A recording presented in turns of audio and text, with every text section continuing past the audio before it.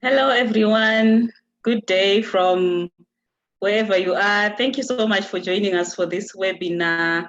My name is Melisa Bhebe, and with me in this webinar is Brian Juma Omala, who I will introduce first and will take us through the webinar.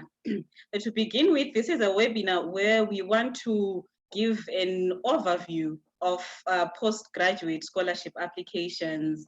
And to do what took us to this stage is that we have had an experience with postgraduate applications ourselves. I'm currently in the process of applying for a postgraduate scholarship, and Juma Omala recently was awarded the Chevening Scholarship, and well, he's joining us today from the UK. And I would like to momentarily congratulate you for that achievement.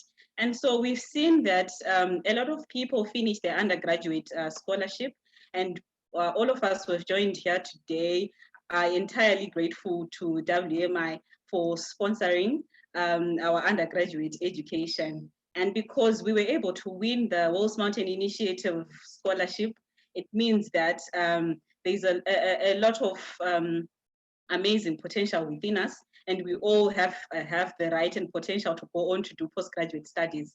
So we want to offer an overview of the frequently asked questions and the most recurring problems with postgraduate scholarship research and application. So Juma will take us through the first part of the presentation before we lose any of our time. But I would introduce him briefly as a passionate young man who's passionate about developing young people, his capacity to help and to make them to help them to make informed career choices for professional development. He's currently studying a Master of Public Health at the University of Liverpool, like I'd mentioned, under the Chevening Scholarship. Again, congratulations, Juma. Additionally, he is the founder of Bold Step Initiative, which is a youth-led nonprofit organization that gives youth knowledge and enhances their employability skills. In this, it's in Kenya, back in Kenya. I think for now he will be leading it remotely from the UK.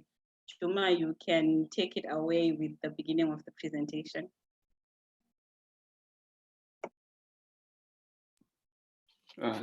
Thank you. I'm just trying to set up the presentation. Sorry.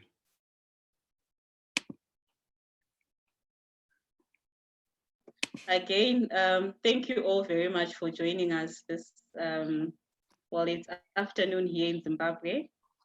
I hope you have all been well. Juma will take us through now. Yeah, so thank you, Melisa, for that introduction. You forgot to mention that you're also a speaker today, and I have the pleasure now to also introduce you as well.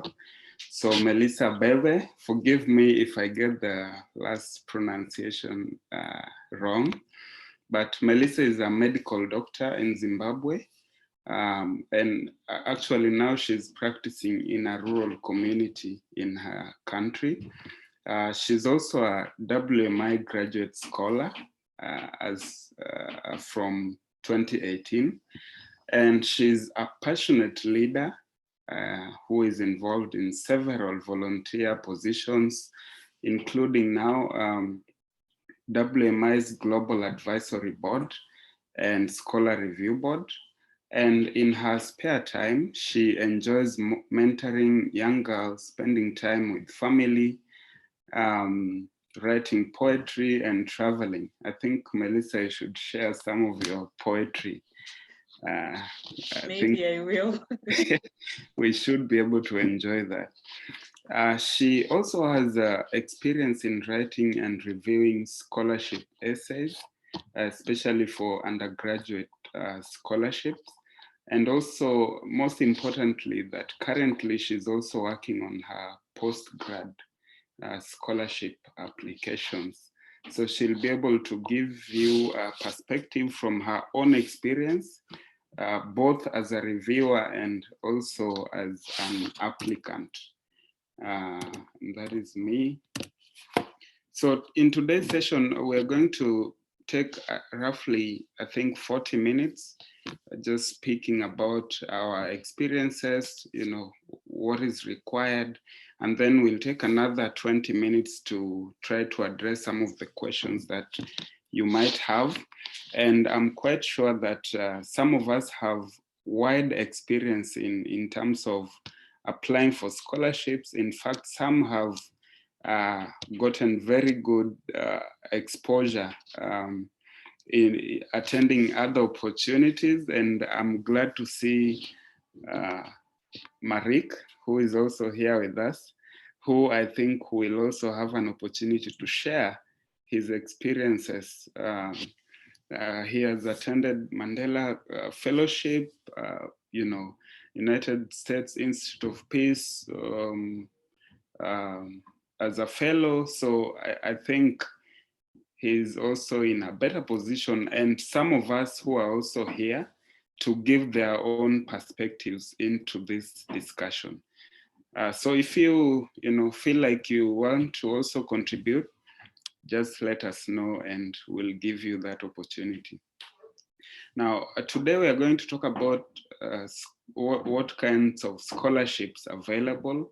And I'm sure if this is something that you really want moving forward, then you should be aware of what scholarships are out there for you to apply, and as well as the keynotes, key points to note, and the documents required in that process. And that is also to mean eligibility criteria, because mostly otherwise you might waste your time applying for something that you don't qualify for in the first place. So it's very critical to look at these things. We'll also talk about personal statements. Melisa will take you through that, as well as essay writing. And I think that is the main component of application to these kinds of scholarship. You need to put out a very strong and competent essay in as far as the questions being asked are concerned. And then we'll also try to answer any questions that you might have or any concerns, So probably this is your current mood now. You are, I know most of us are graduate scholars. And first of all, just to congratulate you for even making it to WMI, because it's very competitive.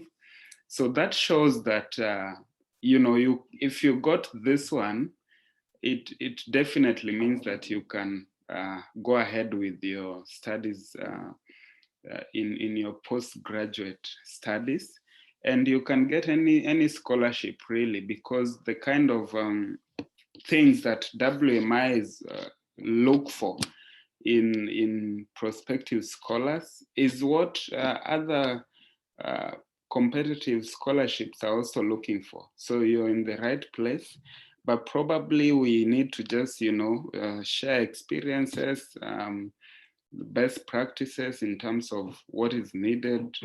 How do you shape your essays to give you an edge over other applicants? So I want to confirm to you that you're in the right space, and if you have any question, please feel free to ask. Now, I want you to take 10 seconds to look at this statement.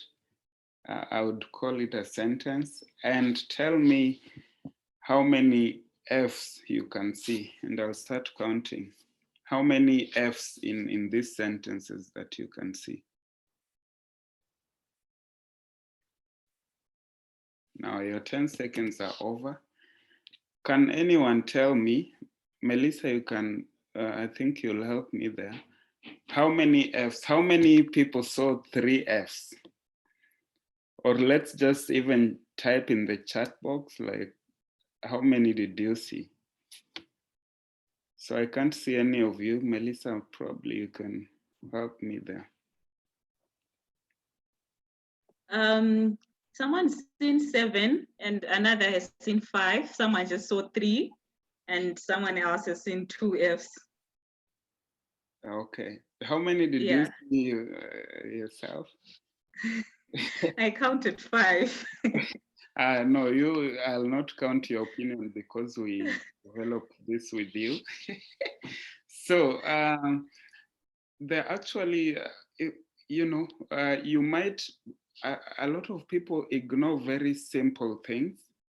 And as you can see in these statements, there are a lot of F's actually. For those people who said, you can see F is there in finished, files, scientific, of. There are actually 3 ofs, So how many Fs do we have so far? So that is just to say that these little things that we do ignore are very important, because you might not have thought of as being, having an F somewhere. But when you look at it critically, you'll realize that it has the F. So I just want to urge us that whenever we are applying for these scholarships, it's very critical to look at the very simple instructions, details that you might overlook sometimes because they might not appear conspicuous or something, but they're very important in the application process. And this is just some of the scholarship organizations that offer scholarship. And I'm sure most of us are aware of this. If you did your research well, you should be aware of either 2 or 3 or more. But these are the best known scholarships available. We have Chevening, which I think the deadline is in 3-4 days to come. So if you are planning to apply, something that is very key also is to look at the closing dates. And then, of course, we have MasterCard. And if you go to the MasterCard website, they partner with a lot of universities in Canada, in the UK, in Africa. So it really depends with what kind of institution or course do you want to pursue. And personally, for me, I take a lot more time to look at the information that is out there than even to now do the process itself of application, because by the time I reach there, I already know everything that is required of me. So I'd urge you to take more time to analyze information that is there. What do they need? What is the process? What institutions do you need?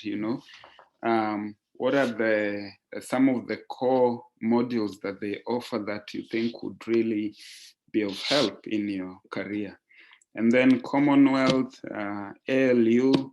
I know Jeremiah, I don't know if Jeremiah is in this call, but he's also a beneficiary of ALU at undergraduate level. So he might also be able to give his perspective of the same. There's also Fulbright and then European Commission. So this is just a list that you can develop for yourself and then put the deadlines there. And then maybe just check which ones you want to try, because it does not harm anyone to try more than one scholarship, really. Because what it does is it increases your chances of winning at least one, so long as they really provide the course that you want to pursue. Some of the points to know. Melisa, do you have anything else to add on that? No, not right now. Cool. So points to note is number 1, what we've been talking about. What type of scholarship do you want?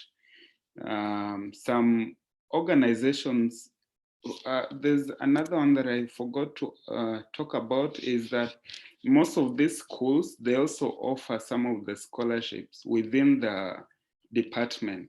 So you can, if you have an interest studying in a school, you might want to check out their website, reach out to maybe a professor or lecturer, or admissions person, and try to just strike a conversation like, what kinds of scholarships do you have in your website? Now you'll realize that some of these institutions have full scholarship, some of them half, some of them just a little. So it's really upon you to see which one would be of the best fit for you. For most people, if you can't afford, like myself, you want to go for a full scholarship with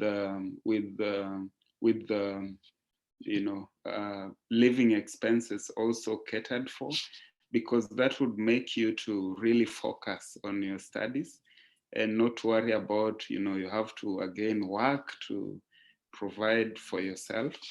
So if you can get those, the better for you.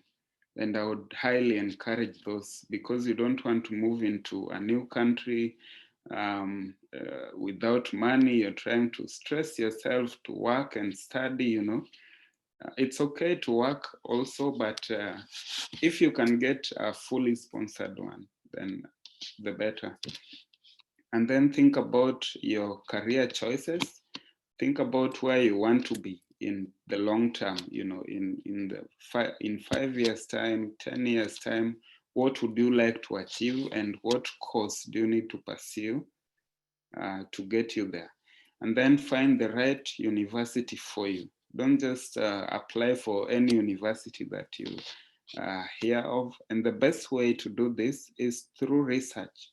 I think now we have every information that we need in our fingertips, and all you have to do is make Google your friend.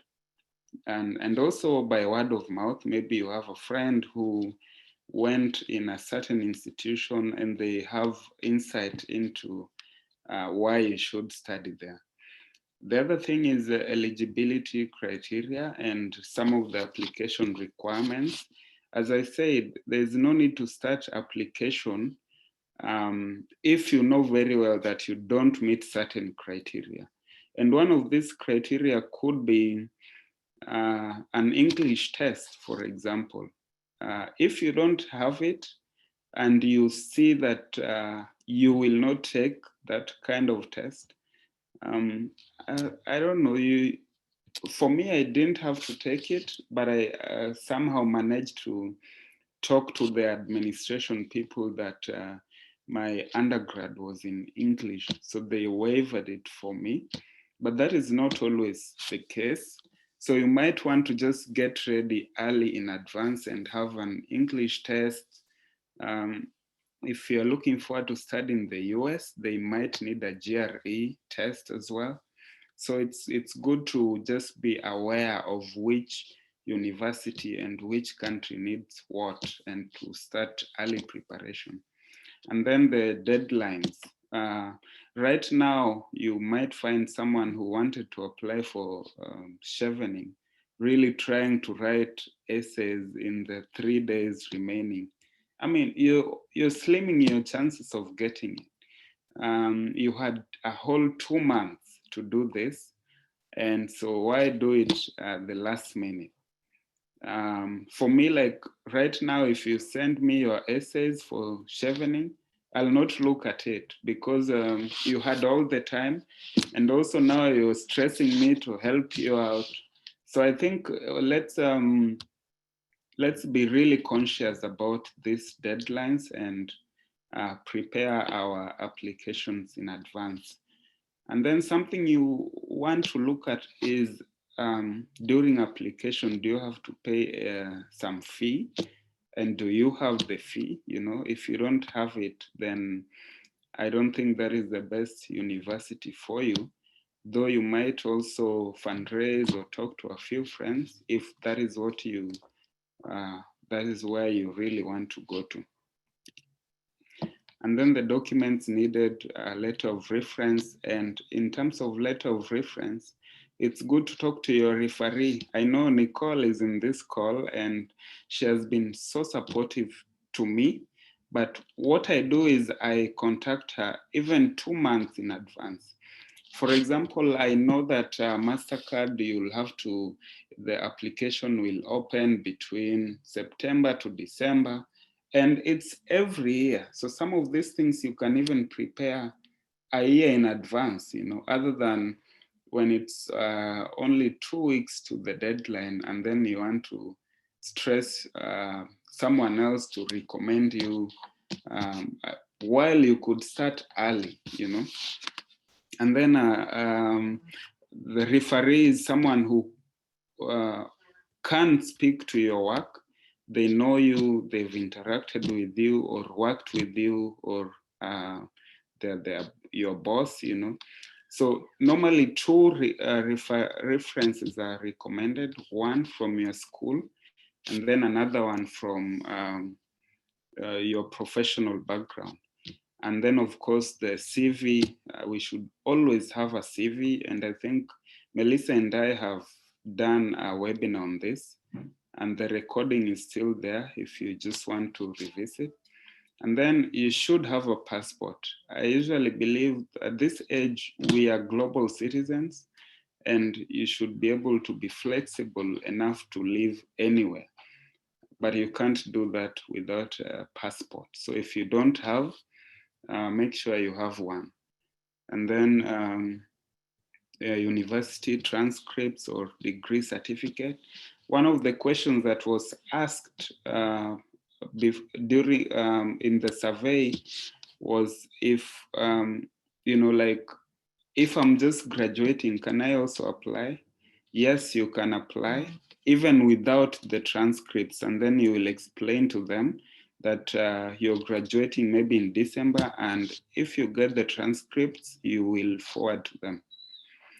Application form, some scholarships would want you to go to their website and download this and fill and then attach. Others will not. They would normally have a platform where you can do this. And then proof of English language proficiency, which we already talked about. So I'll hand it over to Melisa to take it over from there. Melisa, did you have anything to add on the documents or the points to note? Okay, thank you very much, Juma, for that presentation. What I would want to say is that reiterating what you've already said, that it's very important to read and understand what it is that they're asking from you. Because in some instances, some scholarships will ask you to give them your transcript and not necessarily your degree certificate. But if your mind is thinking that they definitely need a degree certificate, you may discredit yourself by sending the wrong document. Or take myself, for example, my computer has got possibly 7 drafts of my CV that I edit to send to different scholarships or different things that I'm doing. So sometimes a CV is tailored to meet the requirements of the particular scholarship that you're applying for. So just to make sure you're sending the right documents, moments before you click submit, it's always wise to revise and make sure that it's the appropriate documents that you are sending through. I think you've explained quite elaborately, Juma. There is quite a number of questions that maybe should address. The first one, there's a panelist, an attendee who's asked if they will be able to access previous recordings. So I was just texting to Michael that we can post the links to the previous webinars on CV writing as well as on personal letter writing. We can post them on Facebook under this webinar. I don't know if that's okay, Juma, unless you were able to find them so that we can post them in the comments. Then for the other questions, if you would allow me to hold them for a while until I just get through my short presentation, then we'll be able to answer the specific questions in the Zoom webinar chat. So moving on, I will take you through the personal statement writing, which is another very important aspect of these scholarship presentations. Scholarship applications. So the personal statement, they can ask you to write a personal statement depending on the phrasing that they choose to use. Some scholarships will say, tell us about yourself in such a number of words or in such a number of paragraphs. And what I see the personal statement is, it's self-defining really. It's a statement about yourself, and it's a letter of intent, a statement of purpose, which shows us it communicates to the one who's reading your personal statement who you are and what do you need to study and why, and the experiences you have in this field, as well as what you plan to do with the degree. So what stands out for me with the personal statement is that people easily default to going online and copying a statement that someone else has written because it's put up as an example that was winning previously in some other scholarship. But it's very important that you maintain your authenticity, because who I am and who Brian Juma is two different people. We have different qualities, and you'll be discrediting yourself if you read some other person's qualities and you take them as your own, because you either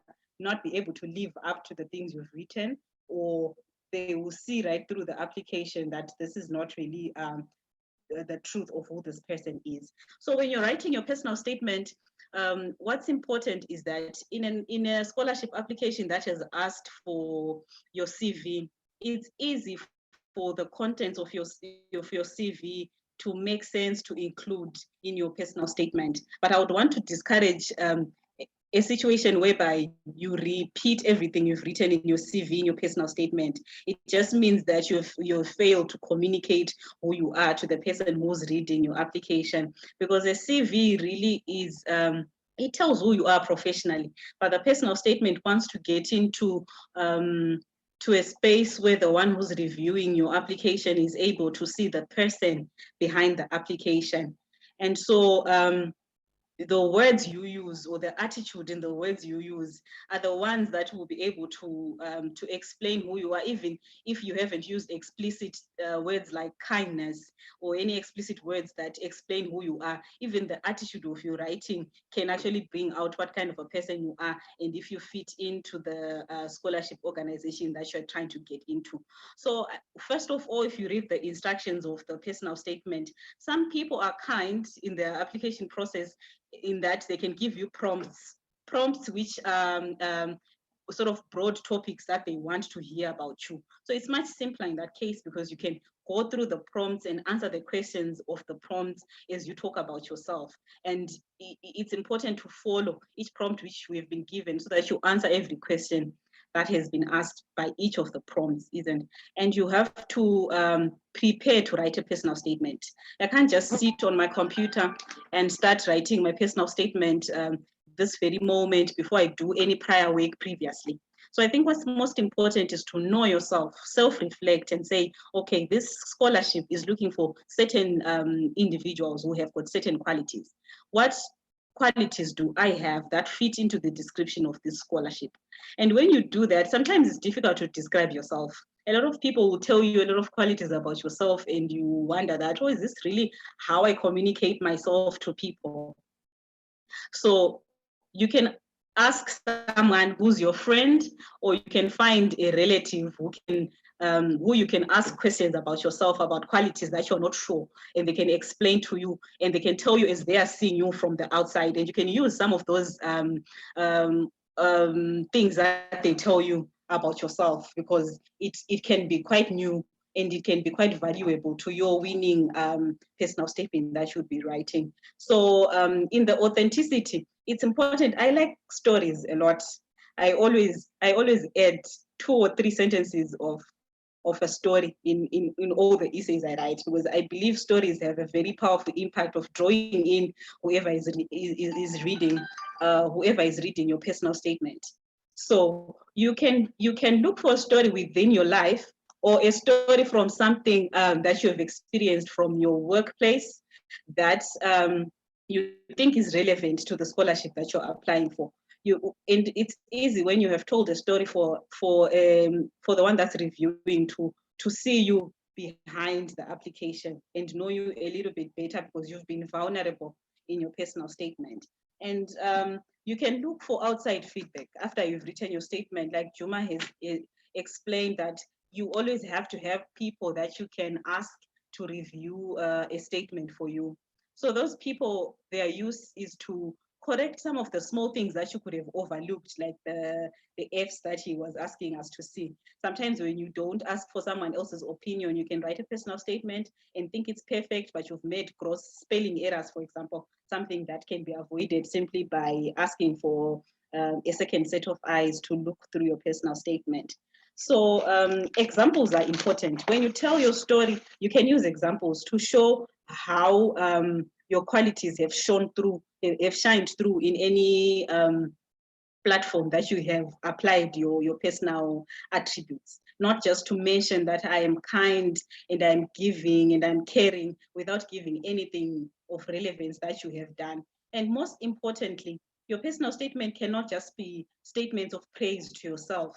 You have to first, as he had mentioned, research the scholarship that you are applying for. And every scholarship has got fundamental values, and they have got things that they look for. So you need to sell yourself in that you fit into the scholarship objectives as a person.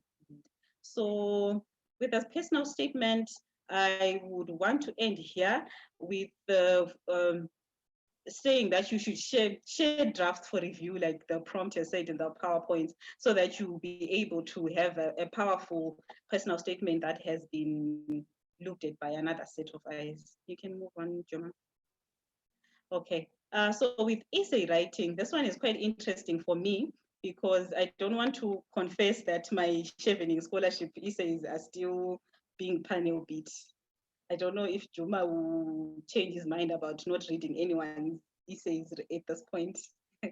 But so I'm in the middle of polishing up my essays and sending them in for Tuesday, the deadline for Chevening scholarship.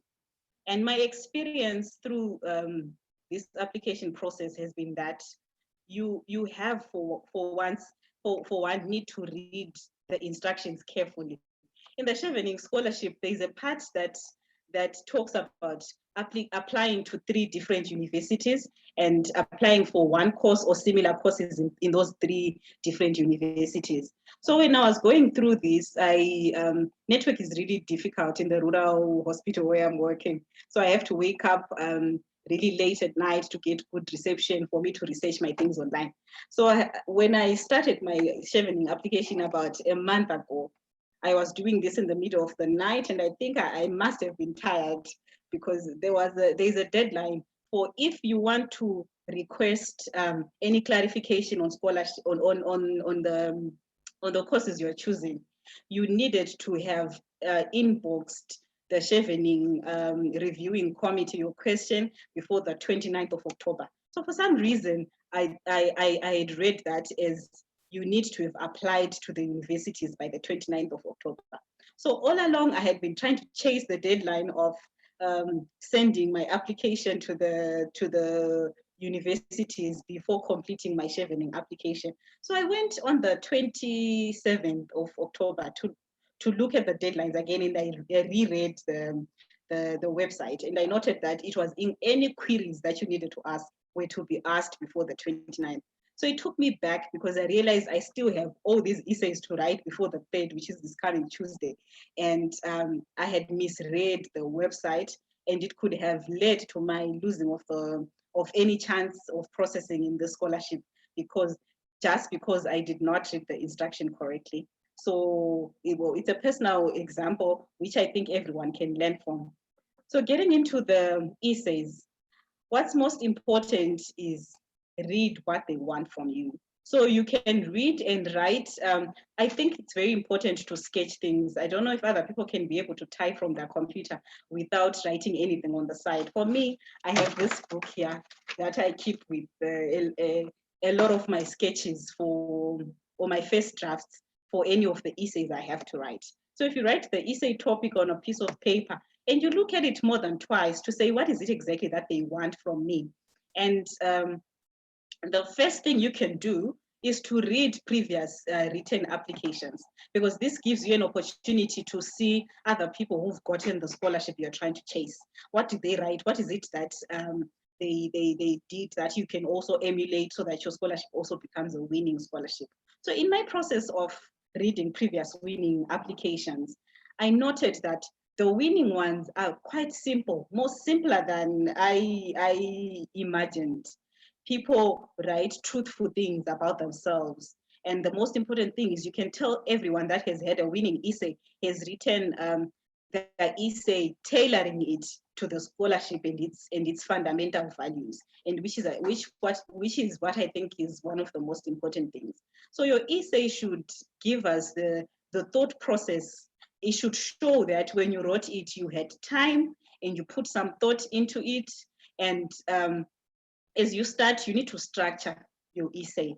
First of all, you need an introduction. An introduction can be 2 or 3 lines, and it's very important. I remember Lisa in our 2018 Dream Big conference, she was telling us about how to write a personal statement, I think, in a class. And she said the most important thing is the first 3 or 4 lines that you write, they should grab the attention of the reader. So you can start with anything. Feel free to be creative. Start with a joke, start with a statistic, start with a question, start with a small personal story about your life, as long as it is relevant and you will bring out the most, and you know what you want to bring out about yourself in that essay. So I want to show you, to read to you an example of an essay. Essay question, that is. Juma, would you want to project the last slide? Okay. I don't know if you'd be able to read that, but yes, you can project it. It's a motivational statement for an Ireland aid for African countries. So this is I just wanted to show you how some scholarships can give you prompts to assist you to write your personal statement or the essay that they've asked you. So they'll ask you, give us your motivational statement or your personal statement. And they'll say, give us your key achievements and leadership roles within the workplace. And as much as you answer that question, it means that you are exhausting the number of words which they've asked you to fill it in. In this case, it's 1,000 words. And because you are following the prompts which you have been given, all these 5 prompts, by the time you finish them, you would have had quality of your essay, because you would have used prompts which they have given you. So if you're not given prompts in any essay that you have to write, it's important that you give yourself prompts on a piece of paper. Like I've said, you draft to say, these are the main things that I want to come out in my essay about myself or about my leadership qualities, because most scholarships, it was written in some other scholarship that they are not really looking to see how poor you are, being someone from a low and medium income country, to show us that you are poor, you need financial aid.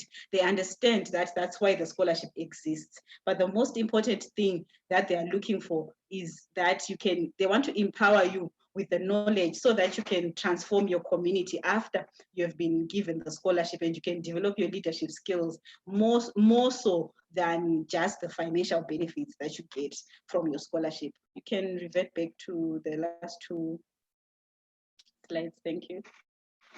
Okay, so your interest in giving back is what should stand out in the theme of all the essays that you write. So whether they're asking you an essay about leadership, Chevening asks a question on leadership and influencing qualities that you have. And so if you show that you know what leadership is, you know what influencing is. You go on to give examples, and you go on to mention how the scholarship you're applying for will help you to give back to your community and influence, and to continue to amplify your leadership skills. So as much as you can be authentic and talk about yourself, always remember to tailor your statements that you write in your essay according to the interests of the university. So as you have started out with an interesting introduction, you go into the body to give examples of the particular question that they've asked you, and you find your unique selling point, something about you that stands out, that you think that no one else, or you can be competitive in those kind of qualities. And be concise and know that less is more. When you write fewer things that are well structured with impact, it's better than if you have many pages. And I think that's why they always give word limits, because if they didn't, we would continue waffling about the topic for the entire day. And also check for typos, because it's one of the most important things, to be sure that there is no small errors that can discredit you from gaining favor. So the essay components, for example, like I've already mentioned, most essay questions ask for your leadership skills. So the extent of your leadership experience and the degree of accomplishment, it's important to sell yourself. Don't be shy to say, let me be humble in my leadership essay. You just have to go all out, because this is the only chance you have to show them that, yes, I'm a leader. This is what I've done, and these are the accomplishments. You can even add the difficulties that you have encountered and how you've dealt with them. Have you been successful, or you have had to look for other collaborations or brought in other people to assist you through difficult times in your leadership? So the most important point I want you to get is that don't be afraid to sell yourself when you talk about your achievements and all the things you've been involved in. What did you learn as a person? Did you grow from your leadership experience, or did it leave you as you are?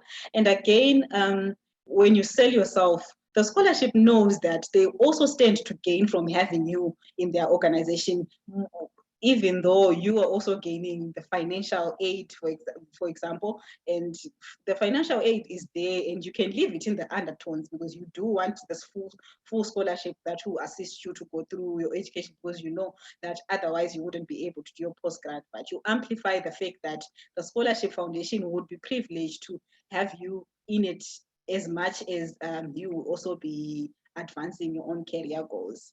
And for your community impact, how much time did you dedicate to whatever activity, example, you're given, and why was it important to you? How was it important to the community? And also, what did you gain through giving to the community or engagement with the community? I think we have learned so much from WMI as far as the community impact is concerned. And I think now when I look back to when I was mandated to do 100 hours a year, I think it's such a wonderful thing that they put for us to do, because as you grow older, you realize that whatever we're doing with our lives, the most important thing is, what are we giving back to the community where we've grown up, and what is it that we want to leave behind on this earth as an improvement, to say, oh, when I lived and when I was alive and when we experienced things this way, but these are the steps that I took through a number of initiatives to change the community. So the scholarship that you're applying for wants to hear that from you, that you, though it deep in your heart, you want to advance your education, yes, and wear many caps of graduation. But what's more important to you is that you help the community you come from. Juma, would you like to come in?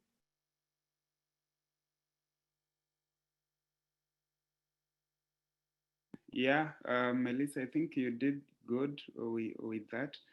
The only thing I want to add on to that is that, you already know that this question must be there. The question on leadership, community impact, and there's one about, so what do you intend to do with the course that you have done, you know? what is how would that then translate to your career or your future? So you're already aware of these things. And there's no need for you to like wait until you have to write it down, then you start figuring things out. You can start as soon as even today. Even if you're in school, you could just start figuring things out. Why do I want to do this course?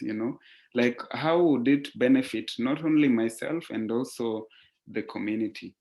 Now, in terms of the essay, the other thing, people would talk about, oh, I was a leader in this, so many leadership positions. But what I want to encourage you in is that narrow down to one or two leadership positions and really talk about these things, like what were the obstacles? How did I overcome those? What are the lessons I learned?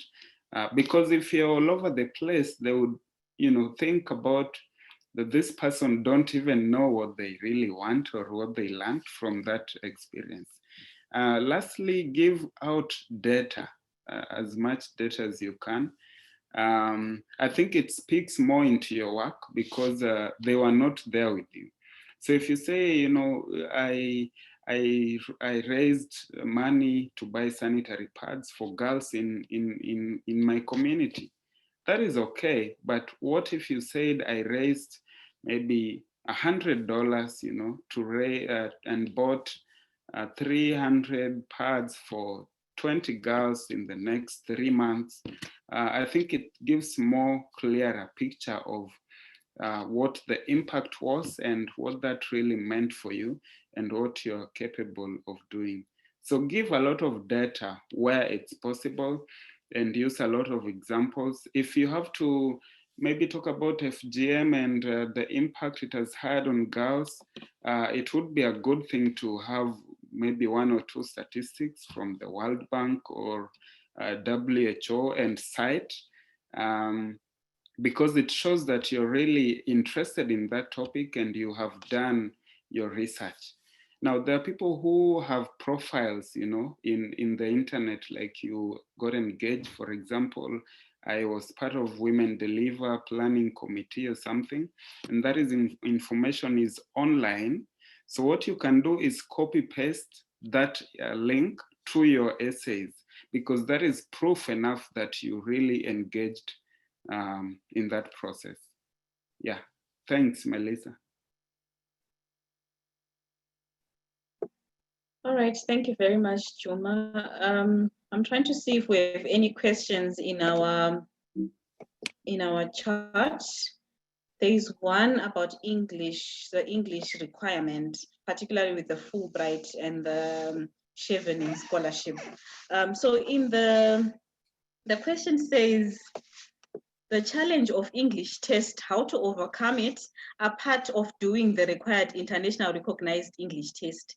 In case your previous high school or undergraduate degrees were both in English, some countries may be exempted for it for certain universities or scholarship, but in case your country isn't exempt, is there any way of going around it without doing the internationally recognized English test?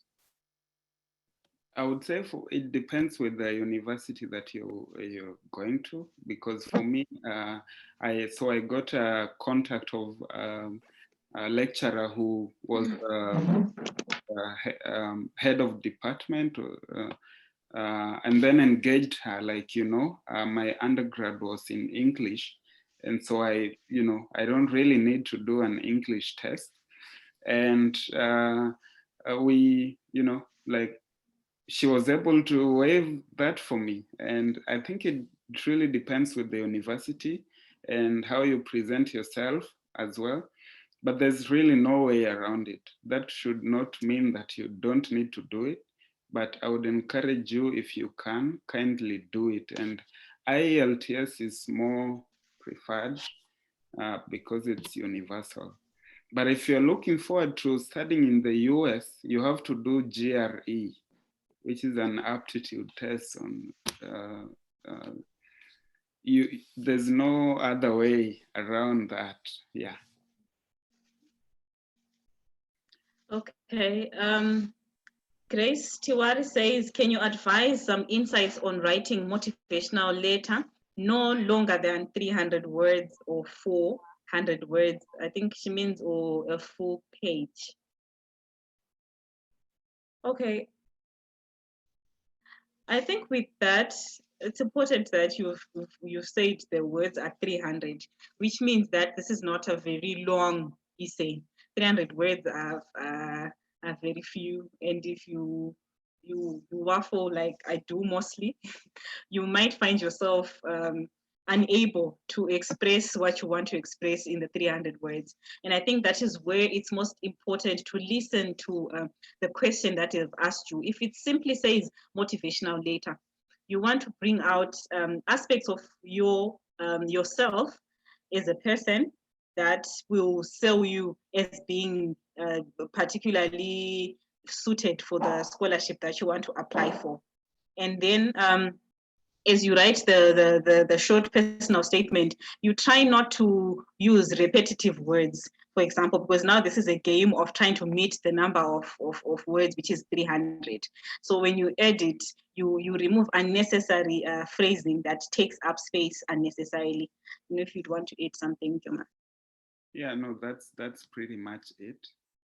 I want to respond to a specific question on chevening. Michael asked how important is IELTS. For now, I think for this year and next year, they have removed that requirement due to challenges of COVID. But in your school, they might still need it. But for the chevening application, you can just submit without it because it's no longer a requirement. But then if you get selected, now you will deal with the other situations as they arise. And then do you need a passport, visa before applying? No. Even if you don't have a passport now, you just apply. But then if you progress to the next levels, it would be required. But then a visa now is, the school will give you directions on that. So you won't have any problem. The most important thing now is to sharpen your essays, submit in good time, and hope that you're going to progress to the next level. And then the other things, of course, you can deal with them as they arise. There's also another question in our Q&A section from an anonymous attendee who's asked, do scholarship applications come with application fees? I think Juma had said something about this at the beginning of your presentation to say you need to read carefully before you start applying, but most scholarships really do not require any application fees, particularly the ones that we listed in this webinar. There will be no need to pay anything to the application, to the scholarship before you apply.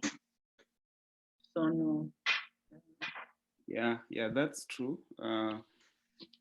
Yeah, it's good to check. I mean, it varies from university to university. Some universities would require you to like pay maybe 50 USD or something, but most of them do not. So for me, to be safe, I usually go for those ones that do not require you to pay. Melisa, should we give a chance to Mawien to maybe share his experience? And I think I also saw some people raise their hands. Maybe let's take the questions first and then people can share their experience. I don't know if I can ask Nicole to allow Mawien to speak on. Thank you very much. Jean had raised his hand. I don't know if you would still want to contribute, Jean. You can either type in the Q&A or in the comment section. Mawien, if you are able to contribute now, you can. Okay, thank you so much, Melisa and Juma, for organizing this wonderful activity. I can say pretty much what you said, the presentation you both have done is the path to any success that you might have with your scholarship or any other fellowship that you may need to be part of. And I can say that as Brian mentioned earlier, I am a fellow with U.S. Institute of Peace and also with Mandela Washington Fellowship. And how I got there was my initial, interaction with Juma, the first time from WMI group. So he shared the opportunity and I was interested. I looked into it and I started application and I shared with him, and he was able to panel beat the application that I had. And, at the end I was selected. So it's really very important to share your ideas with people that are around you because they can see what you are not able to see. And also it's very important to be very honest with yourself in the application process because people want to, maybe for a lack of word, I can say exaggerate, or they want to make themselves more vulnerable. Yes, it is good to be vulnerable, but that's not all it. You need to be authentic with what are your ideas and what is the, what are the impacts? Because it's about you, but you are like a spokesperson for the community that you come from. Okay, so what is it that you say will convince the other person? And I think pretty much what you people presented is what I have been following in the two fellowship that I've been a part of, and also as a WMI scholar. So there's nothing much left out. I just want to say thank you, and I have also learned, part of the things that you've shared. Thank you. Yeah, I think maybe we have time for one more question before we wrap it up. Thank you very much, Marian, for sharing.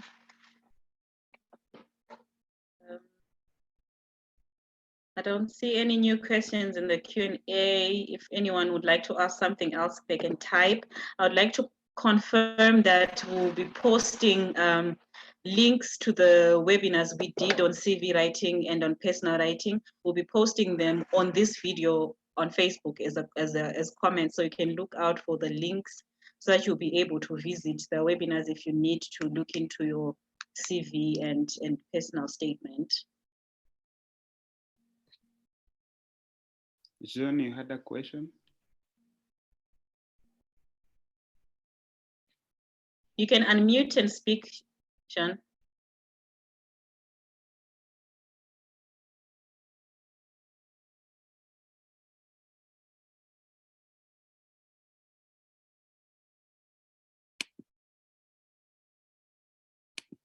Yeah, maybe for those who might have other questions, we are always available, to answer those. But my top tip is start early and don't wait for last minute rush to try do everything within 2-3 days.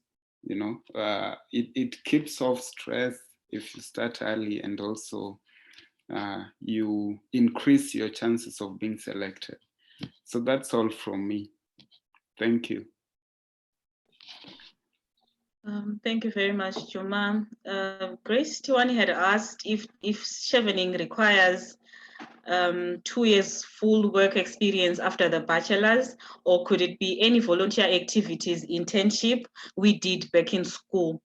I would like to say within that, there's a section in the website where they specifically tell you what they need when it comes to the work experience. And I don't think that work that you did during your school can be added. Correct me if I'm wrong, Juma. However, if you have done less than 2 years of work experience after your undergraduate, you can also add it, as long as the hours are what's important. The hours, they add up to the total number of hours which they need, which I think are 2,300 hours in the 2 years that you've worked. Can you confirm, Brian? Yeah, that's true. You don't have to have graduated to start working. You could include experiences that you had as a student, so long as those accrue to the 2 years. Okay. Thank you very much for that, which has been of help to me as well. And besides paid work, you can also include volunteer work that you have done. You can also add any internships that you have done. They also count in the work experience. So you would feel free to do that. My closing remarks would be that it's not very simple, as much as it is simple to apply for scholarships, in the sense that you need to put in the work. You cannot just do it last minute, like we've reiterated, but also you should be willing to do as much of the work as possible, particularly with writing or rewriting your essays. If you get them corrected, you need to have the drive to go through the entire application, because even the online application systems can be up to 8 to 10 pages. You need to have the drive to go through all those. Otherwise, you will leave all your applications in half because, well, they're asking too much of you. So I think you need to be ready to put in the work. Otherwise, I wish all of us the best. And I think if we put in the work, we'll get what we want.